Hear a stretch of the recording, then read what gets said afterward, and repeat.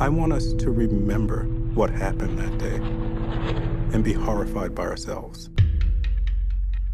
New York in the late 1980s was a completely schizophrenic, divided city. New York's now the capital of racial violence. If I had more bullets, I would have shot them all again and again. Criminality, gang wars, drug wars. We were supposed to be afraid. It would have been irrational not to be afraid. Off with the camera, man! Last night, a woman jogger was found unconscious and partially clothed in Central Park. She was beaten and sexually assaulted. A woman jogging in Central Park. Central Park was holy. It was the crime of the century.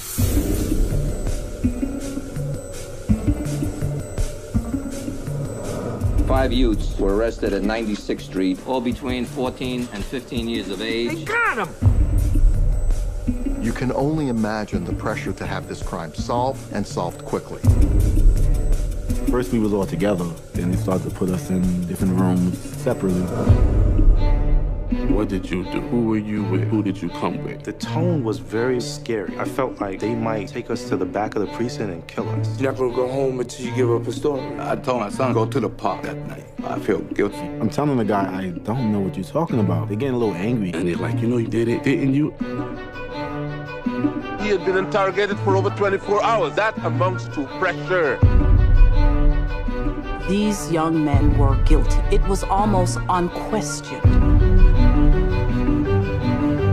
The police controlled the story. They created the story. They seized on the fears of the people, wilding the bestial characterization of the black man. There's no DNA match whatsoever to any of these boys. I was going nuts. No blood on the kids. Nobody could identify them. But if they confessed, and that was that.